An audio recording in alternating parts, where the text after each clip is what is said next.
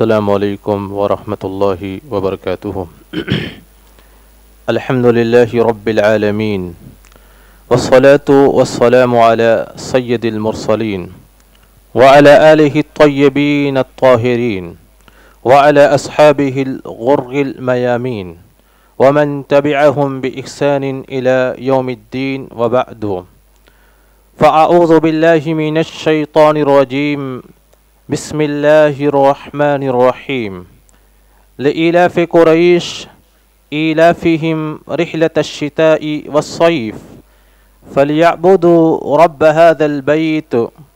الذي أطعمهم من جوع وآمنهم من خوف، رب اشرح لي صدري ويسر لي أمري واحلل عقدة من لساني يفقهوا قولي۔ عزیز ناظرین و سامعین، الفاروق آرگنائزیشن کی جانب سے منعقد ہونے والا یہ خصوصی درس اور اس درس کا یہ 9واں پروگرام، اس درس میں نے آپ کے سامنے قرآن کریم کی ایک چھوٹی سی سورہ قریش کی تلاوت کی ہے۔ اس سورہ کا دوسرا نام سورہ ایلاف بھی ہے۔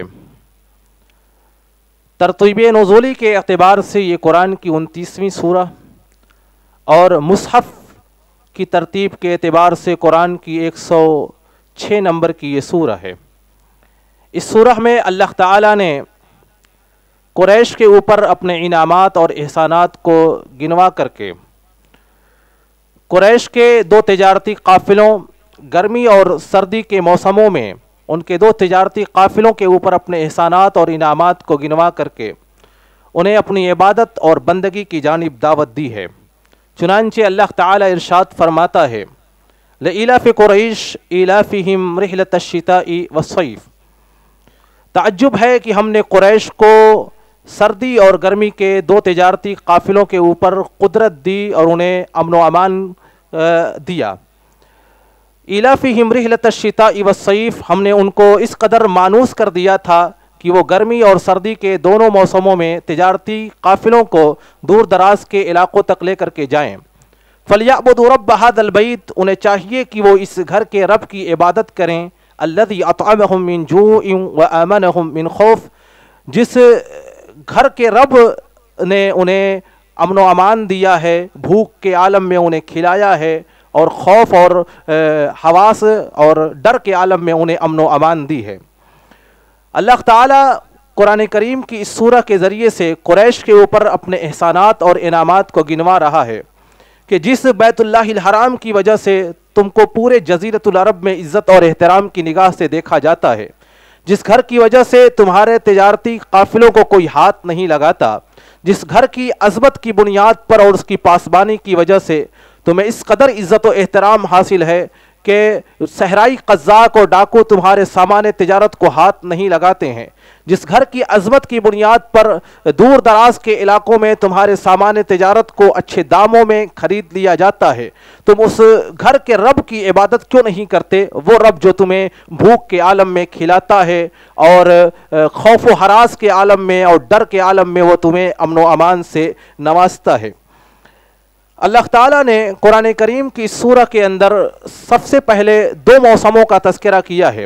امام مالک رحمۃ اللہ علیہ کا قول امام قرطبی نے اپنی تفسیر قرطبی الجامع لحکام القرآن کے اندر درج کیا ہے کہ سال کے اندر 2 ہی موسم بنیادی طور سے ہوا کرتے ہیں، 6 مہینے کا موسم سرما ہوا کرتا ہے اور 6 مہینے کا موسم گرما ہوا کرتا ہے، اور بقیہ 2 مواسم موسم بہار اور موسم خزاں انہی دونوں موسموں میں داخل اور شامل ہیں۔ اللہ تعالیٰ نے قرآن مجید کے اندر ان 2 موسموں کا تذکرہ کر کے بندوں کو یاد دلایا ہے اپنی نعمتیں،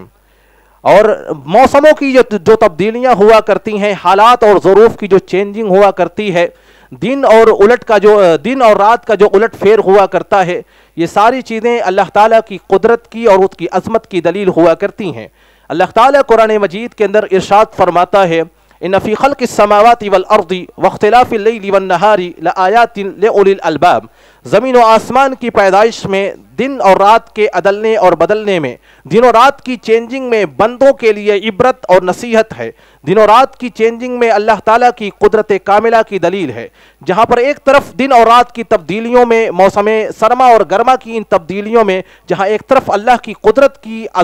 اللہ تعالیٰ کی عظمت کی نشانیاں ہیں، وہیں پر دوسری طرف موسموں کی تبدیلیوں میں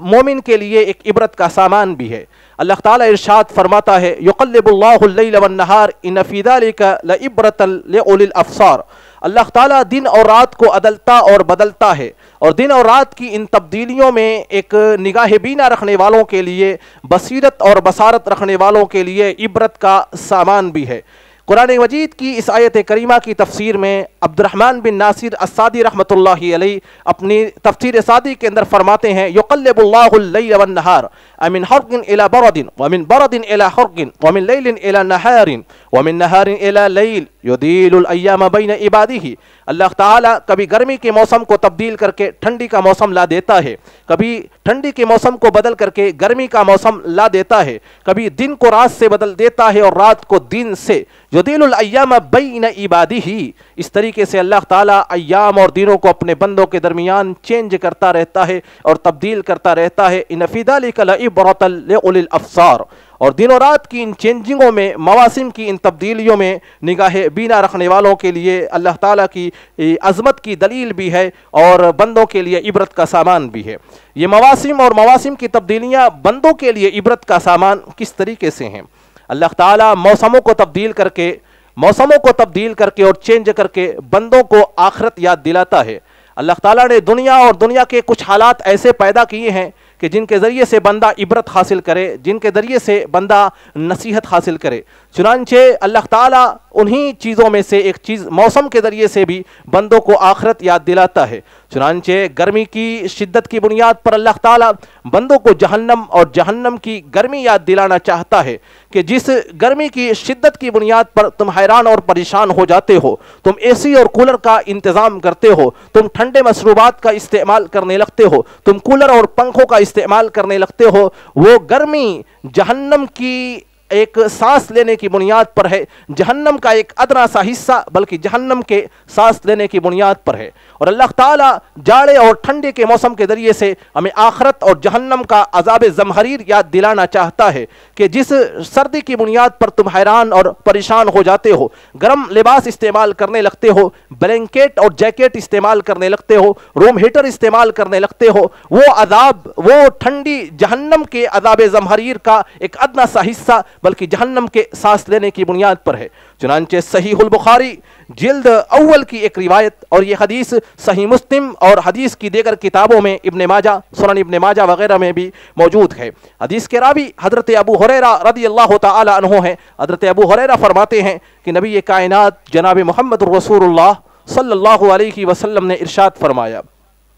اشتقت النار الى ربها فقالت یا رب اکل بعضی بعضا، جہنم نے اپنے رب سے شکایت کی، اے میرے رب میرا بعض حصہ بعض حصوں کو کھا رہا ہے۔ فاذن لها بنصفین، اللہ تعالیٰ نے فاذن لها بنفسین، اللہ تعالیٰ نے جہنم کو 2 بار سانس دینے کی اجازت دی۔ جہنم نے شکایت کی کہ میرا بعض حصہ بعض حصوں کو جلا کر کے خاکستر اور راکھ کر رہا ہے، اسے ختم کر رہا ہے، تو اللہ تعالیٰ نے جہنم کو 2 بار سانس دینے کی اجازت دی۔ نفس فی الشتاء، ایک بار ٹھنڈی کے موسم میں سانس لینے کی اجازت دی، ونفس فی الصیف، اور ایک بار سردی کے موسم میں، ایک بار گرمی کے موسم میں سانس لینے کی اجازت دی۔ فشدت ما تجدون من الحرق من حر سمومها، تو گرمی کی جو شدت تم محسوس کرتے ہو یہ جہنم کے سانس، جہنم کے طبقہ ناریہ کے سانس لینے کی بنیاد پر ہے۔ وشدت ما تجدون من البرد من زمہریرها، اور ٹھنڈی کی جو شدت تم محسوس کرتے ہو یہ جہنم کے عذاب زمہریر کا ایک حصہ ہے۔ امام حافظ ابن حجر صحیح البخاری کی شرح میں لکھتے ہیں والمراد بالزمہریر شدت البرد، حدیث کے اندر استعمال ہوا یہ لفظ زمہریر، اس کا معنی ہوتا ہے ٹھنڈی کی شدت۔ جہنم کے اندر جہاں ایک طرف آگ کا عذاب ہے وہیں پر دوسری طرف ٹھنڈک کا بھی عذاب ہے، چنانچہ یہ اشکال اور اعتراض پیدا ہو سکتا ہے، اور حافظ ابن حجر رحمۃ اللہ علیہ نے اس اشکال اور اعتراض کو صحیح البخاری کی شرح فتح الباری کے اندر درج کیا۔ وَاسْتُشْكِلَ وَجُودُهُ فِي النَّارِ، جہنم میں طبقہ زمہریریہ کا موجود ہونا ٹھنڈک کے عذاب کا موجود ہونا یہ اشکال اور اعتراض اس لیے پیدا کرتا ہے کہ آگ اور ٹھنڈک یہ دونوں ایک دوسرے کی ضد ہیں، اور دو ضد چیزیں، دو ایک دوسرے کی اپوزٹ اور مخالف چیزیں ایک جگہ اکٹھا کیسے ہو سکتی ہیں؟ جہنم میں آگ کا عذاب اور ٹھنڈک کا عذاب دونوں اکٹھا کیسے ہو سکتا ہے؟ تو پھر حافظ ابن حجر نے علماء کے اقوال سے جواب دیتے ہوئے کہا وَلِلنَّارِ طَبْقَةٌ وَلِلزَّمْهَرِيرِ طَبْقَةٌ، کہ جہنم میں آگ کے عذاب کا ایک حصہ اور ایک طبقہ متعین اور ایک کیٹیگری متعین ہے، وہیں پر دوسری طرف جہنم میں ٹھنڈک کے عذاب کا ایک حصہ اور ایک کیٹیگری متعین ہے۔ بہرحال یہ حدیث جہاں ایک طرف ہمیں یہ بتاتی ہے کہ ٹھنڈی اور گرمی کی آمد کی وجہ یہ ہے کہ ٹھنڈی کے موسم میں جہنم کا طبقہ زمہریریہ سانس لیتا ہے، اور گرمی کے موسم میں جہنم کا طبقہ ناریہ آگ کا طبقہ سانس لیتا ہے۔ سائنس تو سردی اور گرمی کی دوسری وجوہات بیان کرتی ہیں۔ سائنس کے نزدیک یہ ہے کہ گرمی کے موسم میں سورج قریب ہو جاتا ہے، لہذا زمین پر گرمی پڑنے لگتی ہے، اور سردی کے موسموں میں سورج زمین سے دور ہو جاتا ہے، لہذا سردی پڑنے لگتی ہے۔ سائنس ہمیشہ ظاہری اسباب کو اور حسی اسباب کو بیان کرتی ہے، لیکن شریعت اسلامیہ ہمیشہ ہر چیز کے باطنی اور اندرونی اسباب کو اور غیر حسی اسباب کو بیان کرتی ہے۔ چنانچہ سائنس کا جو سبب اور جو وجہ بیان کی گئی ہے، اور سائنس نے جو وجہ بیان کی ہے وہ بھی بالکل درست ہے اور وہ عقل میں آنے والی بات ہے، لیکن شریعت اسلامیہ نے جو سبب بیان کیا ہے وہ ایک باطنی سبب ہے، اور ظاہری اور باطنی اسباب میں شریعت کے بیان کردہ اور سائنس کے بیان کردہ اسباب میں کوئی ٹکراؤ نہیں ہے۔ نبی پاک صلی اللہ علیہ وسلم نے جو بات کہی ہے وہ بالکل سچ ہے کہ سردی کی شدت کی وجہ یہ ہے کہ جہنم کا طبقہ زمہریریہ سانس لیتا ہے۔ جہاں پر ایک طرف اس حدیث سے سردی اور گرمی کی آمد کی وجہ پتہ چلتی ہے، وہیں پر دوسری طرف اس حدیث سے اس بات کا بھی اندازہ ہوتا ہے کہ جہنم میں جہاں ایک طرف آگ کا عذاب ہے، وہیں دوسری طرف جہنم کے اندر ٹھنڈک کا بھی عذاب ہے۔ اسی لیے حضرت عبداللہ ابن عباس رضی اللہ تعالی عنہ کہتے ہیں کہ ان فی جہنم بردا والزمہریر الذی یسقط اللحم حتی یستغیثوا بحرق جہنم، جہنم کے اندر ایک طبقہ ہے عذاب کا جو جس کو زمہریر کہا جاتا ہے، اور یہ وہ طبقہ ہے کہ جب جہنمی کو اس کے اندر ڈالا جائے گا تو ٹھنڈک اس کے گوشت کو جمع کر کے گرا دے گی، ٹھنڈک اس کی ہڈیوں کو توڑ رہی ہوگی، یہاں تک کہ وہ جہنم کی آگ کا مطالبہ کریں گے کہ ہمارے سامنے آگ رکھی جائے اور آگ پیش کی جائے۔ اور پھر اس کے بعد جب جہنمی کو آگ کے اندر ڈالا جائے گا، یستغیث اہل النار من الحرق، کہ جہنمی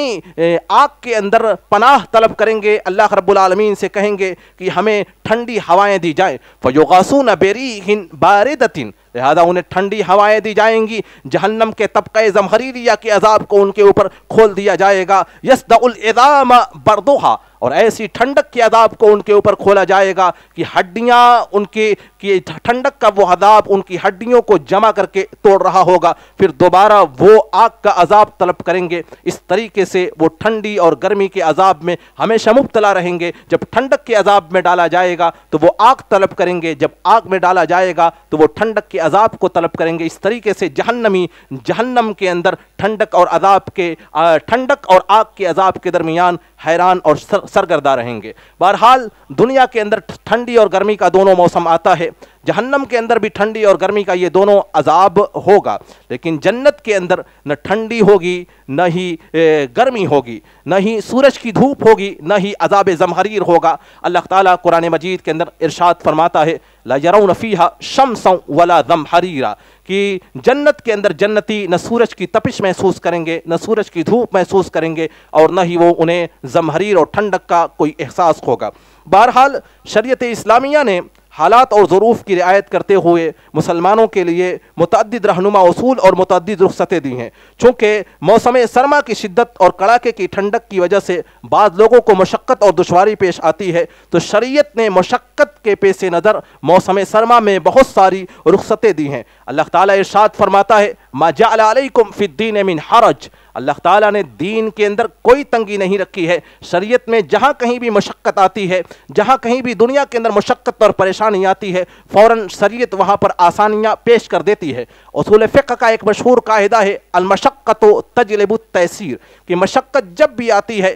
اپنے ساتھ حکم کے اندر آسانی ضرور لاتی ہے۔ چنانچہ سردی کے موسم میں عام طور سے ایک مشقت اور دشواری یہ آتی ہے کہ سخت کڑاکے کی ٹھنڈک میں ایک مریض آدمی کے لیے، ایک کمزور آدمی کے لیے غسل کرنا بہت مشکل ہو جاتا ہے۔ بعض مرتبہ ایسا ہوتا ہے کہ جو لوگ کمزور ہوتے ہیں، ضعیف ہوتے ہیں یا مریض ہوتے ہیں، انہیں اگر غسل کی حاجت ہو جاتی ہے تو غسل کرنا بہت مشکل ہو جاتا ہے۔ ایسے مشقت کے عالم میں شریعت اسلامیہ نے ایسے افراد کے لیے جو پانی کے استعمال کے اوپر قادر نہ ہوں، جو پانی کے استعمال کے اوپر قدرت نہ رکھتے ہوں اپنے مرد کی وجہ سے، اپنے کمزوری کی بنیاد پر، تو شریعت اسلامیہ نے ان کے لیے رخصت اور اجازت دی ہے۔ چنانچہ سنن ابی داؤد کی ایک روایت اور حدیث کے راوی عمرو بن العاص رضی اللہ تعالی عنہ، عمرو بن العاص فرماتے ہیں احتلمت فی لیلۃ باردۃ فی غزوۃ ذات السلاسل، غزوہ ذات السلاسل کے اندر ایک ٹھنڈی رات میں میرے اوپر غسل واجب ہو گیا، چنانچہ مجھے اس بات کا ڈر ہوا کہ اگر میں غسل کر لوں گا تو میں موت کے منہ میں چلا جاؤں گا، میں ہلاک ہو جاؤں گا، میں مر جاؤں گا۔ چنانچہ فتیمم، تو میں نے تیمم کیا اور اپنے ساتھیوں کو نماز فجر پڑھائی۔ جب رسول پاک صلی اللہ علیہ وسلم کے دربار میں ہم لوگ حاضر ہوئے تو صحابہ کرام نے اور میرے ساتھیوں نے اللہ کے رسول سے پوری تفصیل بتائی کہ انہوں نے ٹھنڈی کی رات میں تیمم کر کے ہم لوگوں کو نماز پڑھائی ہے۔ اللہ کے رسول صلی اللہ علیہ وسلم نے حضرت عمرو بن العاص رضی اللہ تعالی عنہ سے پوچھا صلیت باصحابک وانت جنب، کہ تم نے جنابت کی حالت میں اپنے ساتھیوں کو نماز پڑھا دی اور تم نے غسل نہیں کیا۔ حضرت عمرو بن العاص رضی اللہ تعالی عنہ نے فرمایا کہ مجھے غسل سے اس لیے روک دیا تھا کہ ٹھنڈی رات تھی، سخت ٹھنڈی کے عالم میں اگر میں غسل کرتا تو مجھے اس بات کا ڈر تھا کہ میں موت کے منہ میں چلا جاتا، میں ہلاک ہو جاتا، اس لیے میں نے غسل نہیں کیا بلکہ تیمم کر لیا۔ اور اللہ تعالیٰ قرآن مجید کے اندر ارشاد فرماتا ہے وَلَا تَقْتُلُوا أَنفُسَكُمْ إِنَّ اللَّهَ كَانَ بِكُمْ رَحِيمًا، اپنے نفسوں کو تم لوگ قتل نہ کرو، اپنے نفسوں کو ہلاکت میں نہ ڈالو، اللہ تعالیٰ تمہارے اوپر بڑا ہی رحیم و کریم ہے۔ تو حضرت عمرو بن العاص رضی اللہ تعالی عنہ کے اس استدلال کو سن کر کے رسول پاک صلی اللہ علیہ وسلم فضحک رسول اللہ صلی اللہ علیہ وسلم، اللہ کے رسول صلی اللہ علیہ وسلم مسکرا دیے۔ سنن ابی داؤد کی اس حدیث کی شرح میں شمس الحق، علامہ شمس الحق عظیم آبادی رحمۃ اللہ علیہ فرماتے ہیں کہ اس حدیث میں دلیل ہے کہ ایسے حالات میں جبکہ کوئی آدمی پانی کے استعمال کے اوپر قادر نہ ہو، سخت ٹھنڈی کے عالم میں پانی کے استعمال کے اوپر قادر نہ ہو اور اگر پانی استعمال کر لے تو وہ ہلاکت کے اور موت کے دہانے پر پہنچ جائے یا اسے خطرناک قسم کا کوئی مرض لاحق ہو جائے، تو اس حدیث میں اس بات کی دلیل موجود ہے کہ وہ تیمم کر سکتا ہے، اس کے لیے غسل کرنا واجب و ضروری نہیں ہے۔ اور یہ دلیلیں ملتی ہیں رسول پاک کے سکوت سے، اللہ کے رسول عمرو بن العاص کے اس عمل سے آپ خاموش رہے۔ اور اس سے بڑی دلیل یہ ہے کہ رسول پاک صلی اللہ علیہ وسلم حضرت عمرو بن العاص کے اس عمل کے اوپر مسکرا دیتے ہیں۔ جب حضرت عمرو بن العاص نے کہا اللہ کے رسول، اللہ تعالیٰ قرآن مجید کے اندر کہتا ہے کہ اپنے نفسوں کو قتل نہ کرو، لہذا اگر میں غسل کر لیتا تو میں ہلاک ہو جاتا، لہذا میں نے تیمم کر لیا، اور رسول پاک مسکرا دیے۔ اللہ کے رسول کا یہ مسکرانا ایک بہت بڑی دلیل ہے اس بات کی کہ اگر کوئی بندہ پانی کے استعمال کے اوپر قادر نہ ہو، پانی کے استعمال کے اوپر قادر نہ ہو اپنے مرد کی وجہ سے، اپنی کمزوری کی بنیاد پر، اور اگر وہ پانی استعمال کر لے تو ہلاک ہو جائے، تو ایسی صورت میں اس کے لیے تیمم کرنا جائز ہے۔ اس حدیث میں جہاں ایک طرف اللہ تعالیٰ نے قرآن مجید کے اندر پانی کی عدم موجودگی کے اندر، پانی کی عدم موجودگی کی حالت میں اللہ تعالیٰ نے تیمم کی اجازت دی ہے۔ فَإِن لَّمْ تَجِدُوا مَاءً فَتَيَمَّمُوا صَعِيدًا طَيِّبًا، اگر تم پانی نہ پاؤ تو پاکیزہ مٹی سے تیمم کر لو۔ وہیں پر دوسری طرف رسول پاک صلی اللہ علیہ وسلم نے پانی کے استعمال کے اوپر عدم قدرت کے اوپر ہمیں تیمم کی اجازت دی ہے۔ دوسرا مسئلہ عام طور سے ٹھنڈی کے موسموں میں مسح علی الخفین کا آتا ہے، موزوں کے اوپر مسح کرنے کا۔ عام طور سے لوگ سردی سے بچنے کے لیے اور ٹھنڈی سے بچنے کے لیے کپڑوں کے موزوں کا یا جرابوں کا یا چمڑے کے موزوں کا استعمال کرتے ہیں۔ موزوں کے اوپر مسح کی جو احادیث ہے وہ تقریباً تواتر کے درجے کو پہنچتی ہے۔ امام احمد بن حنبل رحمۃ اللہ علیہ فرماتے ہیں کہ مسح علی الخفین کی حدیثیں تقریباً 40 سے زیادہ حدیثیں موجود ہیں، اور بہت سارے صحابہ کرام سے اس مسئلے کے اندر احادیث مروی ہیں، اور سب سے زیادہ حدیثیں حضرت مغیرہ ابن شعبہ رضی اللہ تعالی عنہ سے مروی ہیں۔ عام طور سے وضو کے بارے میں اور تیمم کے بارے میں جس قدر حدیثیں آپ احادیث کی کتابوں میں تلاش کریں گے تو ان میں اکثر حدیثیں حضرت مغیرہ ابن شعبہ رضی اللہ تعالی عنہ سے ملیں گی، کیونکہ مغیرہ ابن شعبہ رضی اللہ تعالی عنہ یہ رسول پاک صلی اللہ علیہ وسلم کے پانی کے خادم تھے۔ آپ کے لیے وضو کے لیے پانی کا انتظام کیا کرتے تھے۔ صحیح البخاری کی ایک روایت، حدیث کے راوی حضرت مغیرہ ابن شعبہ رضی اللہ تعالی عنہ فرماتے ہیں کنت مع النبی صلی اللہ علیہ وسلم فی سفر فقال یا مغیرہ خذ العداوہ، میں نبی پاک صلی اللہ علیہ وسلم کے ساتھ ایک سفر میں تھا، اللہ کے رسول صلی اللہ علیہ وسلم نے کہا اے مغیرہ ابن شعبہ پانی کا برتن اٹھاؤ، فاخذتها، میں نے پانی کا برتن اٹھایا، اللہ کے رسول صلی اللہ علیہ وسلم قضاء حاجت کے لیے ہم سے دور چلے گئے، یہاں تک کہ ہماری نگاہوں سے اوجھل ہو گئے، اور نگاہوں سے اوجھل ہو جانے کے بعد رسول پاک صلی اللہ علیہ وسلم نے قضاء حاجت کیا۔ قضاء حاجت کرنے کے بعد آپ دوبارہ میرے پاس تشریف لے کر کے آئے، آپ ایک شامی جبہ پہنے ہوئے تھے، آپ نے ارادہ کیا کہ اپنے ہاتھوں کو آستین کو چڑھا کر کے وضو کر لیں، چنانچہ جبے کی جو آستین تھی وہ تنگ ہو گئی، اللہ کے رسول صلی اللہ علیہ وسلم نے اندر سے ہاتھ نکال کر کے آپ نے وضو کیا، میں نے رسول پاک صلی اللہ علیہ وسلم کو وضو کرایا، اور بالکل اسی طریقے سے جس طریقے سے نماز کے لیے وضو کیا جاتا ہے، ومسح علی الخفین، اور اللہ کے رسول نے اپنے موزوں کے اوپر اپنے خفین کے اوپر مسح کیا، ثم صلی، پھر صحابہ کرام کو نماز پڑھائی۔ صحیح البخاری کی ایک دوسری روایت، اور اس حدیث کے راوی بھی حضرت مغیرہ ابن شعبہ رضی اللہ تعالی عنہ ہیں، مغیرہ ابن شعبہ فرماتے ہیں وضعت النبی صلی اللہ علیہ وسلم فمسح علی خفیہ وصلی، میں نے رسول پاک صلی اللہ علیہ وسلم کو وضو کرایا، اور اللہ کے رسول صلی اللہ علیہ وسلم نے وضو کے دوران اپنے موزوں کے اوپر مسح کیا اور آپ نے نماز پڑھی۔ ایک تیسری روایت جو حضرت مغیرہ ابن شعبہ رضی اللہ تعالی عنہ کی ہے، حضرت مغیرہ ابن شعبہ فرماتے ہیں کنت مع النبی صلی اللہ علیہ وسلم فی سفر، میں رسول پاک صلی اللہ علیہ وسلم کے ساتھ ایک سفر میں تھا، اور میں آپ کو وضو کرا رہا تھا، میں جھکا کہ آپ کے پاؤں میں موجود موزے کو نکال لوں تاکہ آپ پاؤں کو دھل لیں، رسول پاک صلی اللہ علیہ وسلم نے فرمایا دعہما، ان دونوں موزوں کو چھوڑ دو، فإنی ادخلتہما وہما طاہرتین، میں نے ان دونوں کو اس حال میں داخل کیا ہے کہ میرے دونوں پیر پاکیزہ تھے، پاکیزگی کی حالت میں اور طہارت کی حالت میں میں نے ان موزوں کو پہنا ہوا ہے اور داخل کیا ہے، فمسح علیہما، اللہ کے رسول نے اپنے دونوں خفین کے اوپر مسح کیا۔ جہاں پر خف کے اوپر چمڑے کے اوپر موزے کرنے کی احادیث موجود ہیں، وہیں پر سنن ترمذی کے اندر اور حدیث کی دیگر کتابوں میں سنن ابی داؤد کے اندر اور سنن نسائی کے اندر جورب کے اوپر بھی مسح کرنے کی حدیثیں موجود ہیں۔ حضرت مغیرہ ابن شعبہ رضی اللہ تعالی عنہ کی حدیث موجود ہے کہ اللہ کے رسول صلی اللہ علیہ وسلم نے اپنے جورب کے اوپر مسح کیا ہے، لہذا خفین کے اوپر چمڑے کے موزے کے اوپر بھی مسح کرنا جائز ہے، اور جورب کپڑے کے موزے کے اوپر بھی مسح کرنا جائز ہے۔ سردی کے موسم کا ایک اہم مسئلہ آتا ہے جمع بین الصلاتین کا۔ جمع بین الصلاتین کا مسئلہ کسی شرعی عذر کی بنیاد پر دو نمازوں کو ایک ساتھ جمع کرنا، ظہر اور عصر کو ایک ساتھ پڑھنا اور مغرب اور عشاء کو ایک ساتھ پڑھنا، نماز نبی کریم صلی اللہ علیہ وسلم کی سنت ہے، بشرطے کہ کوئی شرعی عذر موجود ہو۔ سخت ٹھنڈک کے عالم میں جبکہ سخت ٹھنڈی پڑ رہی ہو اور ہوائیں تیز چل رہی ہوں، ایسے عالم میں اگر جمع بین الصلاتین کر لیا جائے تو یہ رسول پاک صلی اللہ علیہ وسلم کی احادیث سے ثابت ہے۔ چنانچہ صحیح مسلم کی ایک روایت اور حدیث کے راوی حضرت عبداللہ ابن عباس رضی اللہ تعالی عنہ، عبداللہ ابن عباس فرماتے ہیں کہ صلی رسول اللہ صلی اللہ علیہ وسلم الظہر والعصر جمیعا والمغرب والعشاء جمیعا فی غیر خوف ولا سفر، رسول پاک صلی اللہ علیہ وسلم نے ظہر اور عصر کو ایک ساتھ پڑھا، آپ نے مغرب اور عشاء کو ایک ساتھ پڑھا، جمع بین الصلاتین کیا،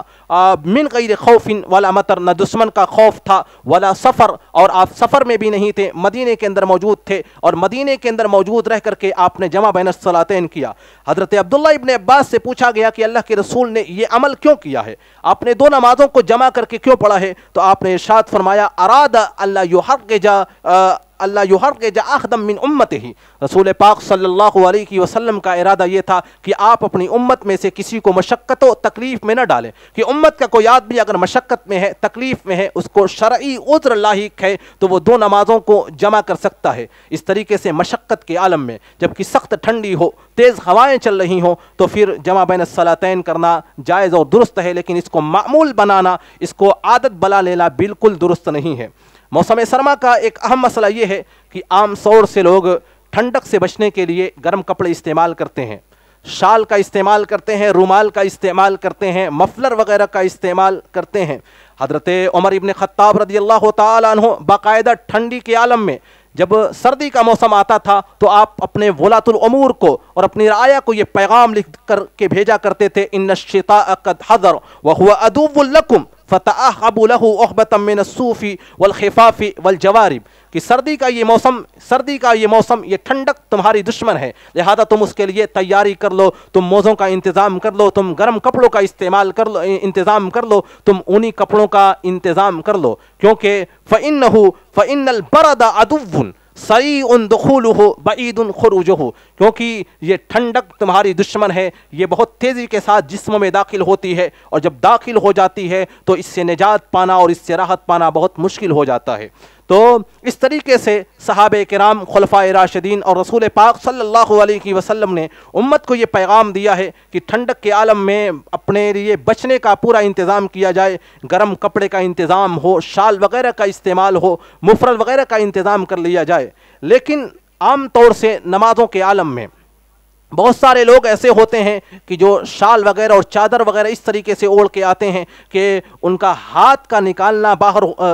ہاتھ کا باہر کرنا بہت مشکل ہو جاتا ہے۔ چنانچہ صحیح البخاری کی ایک روایت جلد اول کی حدیث اور حدیث کے راوی حضرت ابو سعید خدری رضی اللہ تعالی عنہ، حضرت ابو سعید خدری فرماتے ہیں، نہا رسول اللہ صلی اللہ علیہ وسلم عن اشتمال السماء، اللہ کے رسول صلی اللہ علیہ وسلم نے اشتمال سما سے منع کیا ہے۔ اشتمال سما یہ ہے کہ چادر کو اس طریقے سے داہنے حصے کو بائیں کندھے کے اوپر اور بائیں حصے کو داہنے کندھے کے اوپر اس طریقے سے جسم کے اوپر ڈال لیا جائے کہ ہاتھ کا نکالنا بہت مشکل ہو جائے، تو یہ نماز کے ادب کے خلاف ہے، یہ بندے کی حرکت و نشاط کے خلاف ہے، یہ نمازی کے آداب کے خلاف ہے، یہ اللہ رب العالمین کے شایان شان اور اس کے آداب کے خلاف ہے۔ اسی لیے رسول پاک صلی اللہ علیہ وسلم نے اشتمال سما سے منع کیا۔ جہاں ایک طرف رسول پاک نے اس لیے منع کیا کہ یہ بندے کی حرکت اور نشاط کے خلاف ہے، وہیں پر دوسری طرف رسول پاک نے اشتمال سما سے اس لیے منع کیا کیونکہ یہودیوں کا طریقہ ہے۔ سنن ابی داؤد کے اندر ایک روایت میں آتا ہے، اللہ کے رسول صلی اللہ علیہ وسلم نے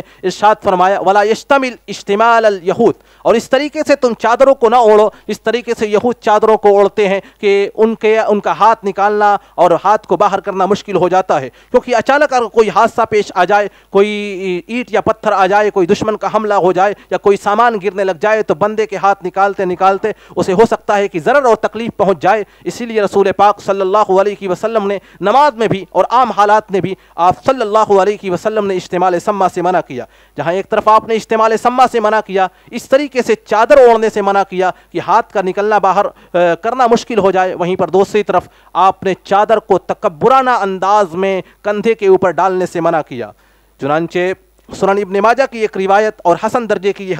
حدیث کے راوی حضرت ابو ہریرہ رضی اللہ تعالی عنہ فرماتے ہیں، نہا رسول اللہ صلی اللہ علیہ وسلم عن الصدل، اللہ کے رسول صلی اللہ علیہ وسلم نے صدل سے منع کیا۔ صدل کا مطلب یہ ہے کہ چادر کو گردن میں اس طریقے سے ڈال دی جائے کہ اس کا دونوں کنارہ زمین کی جانب لٹک رہا ہو اور چادر میں کوئی گرہ نہ لگائی جائے، بلا کسی گرہ کے چادر کو یا مفلر کو یا رومال کو گلے میں اس طریقے سے لٹکا دیا جائے کہ اس کا دونوں کنارہ زمین کی طرف لٹکتا ہو اور اس میں کوئی گرہ نہ ہو، تو اس کو صدل کہا جاتا ہے۔ نہا رسول اللہ صلی اللہ علیہ وسلم عن الصدل فی الصلاۃ، عام طور سے لوگ اس طریقے سے مفلر لے کر کے لٹکا کر کے چلتے ہیں یا چادر اور گمچھے وغیرہ لٹکا کر کے شان کے عالم میں چلتے ہیں، تو رسول پاک نے اس حالت اور اس کیفیت سے منع کیا کیونکہ یہ تکبرانہ شان ہے، یہ نماز کے آداب کے خلاف اور اللہ رب العالمین کی شان کے خلاف ہے۔ اسی طریقے سے بعض لوگ دوران نماز مفلر وغیرہ کو اس طریقے سے اوڑھتے اور لگاتے ہیں کہ منہ بند ہو جاتا ہے۔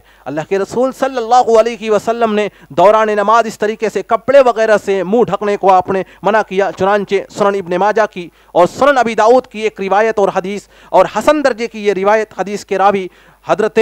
ابو ہریرہ رضی اللہ تعالی عنہ ہے۔ حضرت ابو ہریرہ فرماتے ہیں، نہا رسول اللہ صلی اللہ علیہ وسلم عن الصد فی الصلاۃ، اللہ کے رسول صلی اللہ علیہ وسلم نے نماز میں صدل سے منع کیا ہے، چادر کو تکبرانہ انداز میں لٹکانے سے منع کیا ہے۔ وَأَن يُغَطِّيَ الرَّجُلُ فَاهُ، اور اللہ کے رسول صلی اللہ علیہ وسلم نے منہ کو ڈھکنے سے منع کیا ہے، منہ کو بند کرنے سے منع کیا ہے۔ لہذا دوران نماز مفلر وغیرہ سے منہ کو نہ ڈھکا جائے، بلکہ نماز کے بعد بعد عام حالات میں آپ ٹھنڈی کی شدت کی بنیاد پر بند کر سکتے ہیں، لیکن دوران نماز یہ نماز کی شان کے اور اللہ رب العالمین کے ادب اور آپ کے اللہ رب العالمین کی شان کے خلاف ہیں۔ اس طریقے سے رسول پاک صلی اللہ علیہ وسلم نے جہاں ایک طرف اپنی امت کے افراد کو عبادات کے اندر رہنمائی کی ہے، اللہ کے رسول صلی اللہ علیہ وسلم نے اپنی امت کے افراد کو اور اپنے متبعین کو اور امت محمدیہ کے افراد کو معاملات کے اندر اور عادات کے اندر بھی رہنمائی کی ہے۔ عام طور سے موسم سرما کے اندر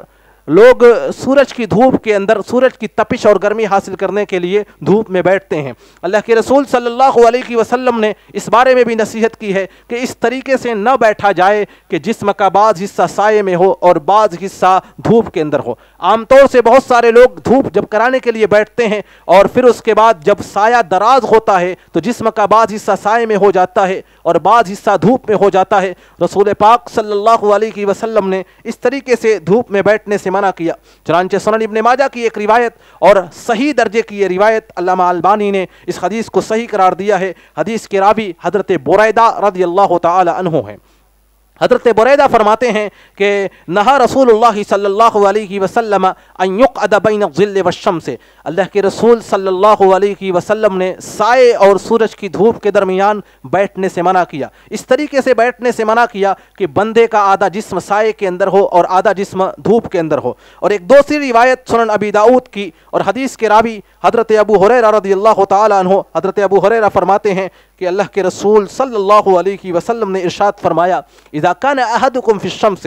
او فی الفیء، جب تم میں سے کوئی آدمی سورج کی دھوپ میں بیٹھے یا سائے کے اندر بیٹھے اور فقلص عنہ الظل، اور سایہ سکڑ جائے یا سایہ دراز ہو جائے، اور انسان کا جسم بعضہ فی الشمس و بعضہ فی الظل، جسم کا بعض حصہ سورج کی دھوپ میں ہو اور جسم کا بعض حصہ سائے کے اندر ہو، تو اللہ کے رسول صلی اللہ علیہ وسلم نے کہا فلیقم، اگر یہ کیفیت پیدا ہو جائے کہ بعض حصہ سورج کی دھوپ میں ہے اور بعض حصہ سائے کے اندر ہے، تو اسے چاہیے کہ وہاں سے اٹھ جائے اور کھڑا ہو جائے۔ کیونکہ بعض روایات میں آتا ہے کہ اللہ کے رسول فرماتے ہیں فَإِنَّ ذَلِكَ مَجْلِسُ الشَّيْطَانِ، کیونکہ یہ شیطان کے بیٹھنے کا طریقہ ہے۔ شیطان آدھا دھوپ اور آدھے سائے میں بیٹھتا ہے۔ شیطان کی جو تصویر عام طور سے ہمارے ذہن و دماغ کے اندر آتی ہے اور عام طور سے نیوز پیپروں کے ذریعے سے اور تصویروں کے ذریعے سے آتی ہے، وہ یہی ہوتی ہے کہ شیطان آدھی روشنی میں ہوتا ہے اور آدھی تاریکی میں، جسم کا آدھا حصہ دوسری کیفیت کا ہوتا ہے اور آدھا حصہ دوسری کیفیت کا۔ تو رسول پاک صلی اللہ علیہ وسلم نے اس کیفیت کے ساتھ کہ جسم کا بعض حصہ سورج کی روشنی میں ہو، سورج کی دھوپ میں ہو، اور جسم کا بعض حصہ سائے میں ہو، آپ نے بیٹھنے سے اس لیے بھی منع کیا کیونکہ یہ انسان کے لیے ضرر رساں اور نقصان دہ ہو سکتا ہے، کیونکہ جسم کا جو ٹمپریچر ہے وہ تبدیل ہوتا ہے۔ جسم کا بعض حصہ ٹھنڈ میں ہے اور بعض حصہ گرم میں ہے، اور جسم کا جب ٹمپریچر تبدیل ہوگا فَإِنَّهُ يُؤَدِّي ذَلِكَ إِلَى مَرْضِ الشَّلَلِ، کہ اس کو شل کی بیماری، اس کو فالج کی بیماری ہو سکتی ہے، اور دوسری خطرناک بیماریاں جسم کے ٹمپریچر کے اختلاف کی وجہ سے پیدا ہو سکتی ہیں۔ اسی لیے رسول پاک نے اس طریقے سے دھوپ میں آدھا دھوپ میں اور آدھا سائے میں بیٹھنے سے منع کیا۔ ٹھنڈی کے موسم میں عام طور سے لوگ روم ہیٹر کا استعمال کرتے ہیں۔ عام طور سے لوگ راتوں کے اندر انگیٹھی جلاتے ہیں اور جلا کر کے روم ہیٹر جلا کر کے سو جاتے ہیں۔ اللہ کے رسول صلی اللہ علیہ وسلم نے اس طریقے سے سونے، اس طریقے سے آگ کو جلا کر کے سونے، اس طریقے سے انگیٹھی کو جلا کر کے سونے، اس طریقے سے بتی اور لائٹ کو جلا کر کے سونے سے منع کیا ہے۔ چنانچہ صحیح البخاری کی ایک روایت اور حدیث کے راوی حضرت ابو موسیٰ اشعری رضی اللہ تعالی عنہ ہیں، فرماتے ہیں احترق بیت بالمدینۃ من اللیل، کہ رات کے اندر، رات کی ایک تاریکی میں ایک بار مدینے کے ایک گھر کے اندر، ایک صحابی کے گھر کے اندر آگ لگ جاتی ہے۔ لوگ نبی پاک صلی اللہ علیہ وسلم کو آ کر کے پورا واقعہ بتاتے ہیں۔ اللہ کے رسول صلی اللہ علیہ وسلم نے کہا ان هذه النار انما هي عدو لكم، یہ آگ تمہاری دشمن ہے، یہ آگ تمہاری دشمن ہے، فَتْفِئُوهَا عَنْكُمْ، لہذا رات کے اندر جب تم سونے جاؤ اور سونے کا انتظام کرنے لگ جاؤ تو تم آگ کو بجھا دیا کرو، جلتی ہوئی چیز کو تم لوگ بجھا دیا کرو۔ اور پھر صحیح البخاری کی ایک دوسری روایت، حدیث کے راوی حضرت جابر ابن عبداللہ رضی اللہ تعالی عنہ، اللہ کے رسول فرماتے ہیں کہ اطفئوا المصباح، رات کی تاریکی کے اندر تم اپنے چراغ کو بجھا دیا کرو، کیونکہ کبھی کبھی ایسا ہوتا ہے فإن الفویسق ربما جرت الفتیلہ فأحرقت اہل البیت، کیونکہ بعض مرتبہ ایسا ہوتا ہے کہ چراغ کی بتی کو کوئی چوہیا گھسیٹتے ہوئے لے آ کر کے کپڑوں کے اوپر یا جلنے والی چیز کے اوپر لے آ کر کے رکھ دیتی ہے، اور پھر پورا گھر اور پورے کپڑے جل کر کے خاکستر اور پورا گھر جل کر کے راکھ ہو جاتا ہے۔ خود رسول پاک صلی اللہ علیہ وسلم کے ساتھ یہ حادثہ پیش آیا۔ اللہ کے رسول صلی اللہ علیہ وسلم اپنے نماز کے خمرے اور چٹائی کے اوپر بیٹھے ہوئے تھے، چراغ جل رہا تھا، ایک چوہیا آتی ہے اور آنے کے بعد آپ کی چراغ کی بتی کو گھسیٹتے ہوئے لے آ کر کے آپ کی چٹائی کے سامنے چھوڑ دیتی ہے۔ اللہ کے رسول صلی اللہ علیہ وسلم کی اس چٹائی اور آپ کی جائے نماز کا کچھ حصہ درہم کے برابر جل کر کے ختم ہو جاتا ہے۔ اسی موقع سے اللہ کے رسول صلی اللہ علیہ وسلم نے ارشاد فرمایا کہ جب تم رات کو سونے جایا کرو تو سوتے وقت چراغ کو بجھا دیا کرو، کیونکہ چوہیے کو، چھوٹے جانوروں کو شیطان اکساتا اور بہکاتا ہے، اور بہکا کر کے اس طریقے سے اس کی بتی کو گھسیٹ کر کے دوسری جگہ لے کر کے جاتا ہے اور جا کر کے پورے گھر میں آگ لگوا دیتا ہے۔ اسی لیے رسول پاک صلی اللہ علیہ وسلم نے حکم دیا کہ رات کے اندر جب سونے جاؤ تو جلتی ہوئی چیز کو، بتی ہو، لائٹ ہو، انگیٹھی ہو اور اس طریقے سے روم ہیٹر ہو، اسے بجھا دیا جائے تاکہ اس قسم کے حادثات سے محفوظ رہا جائے۔ بہرحال یہ مختصر سا درس تھا۔ آخر میں اللہ تعالیٰ سے دعا ہے کہ الہ العالمین ہمیں سنت کے مطابق اپنی زندگیوں کو گزارنے کی توفیق عنایت فرما، آمین۔ وآخر دعوانا ان الحمد للہ رب العالمین، والسلام علیکم ورحمۃ اللہ وبرکاتہ۔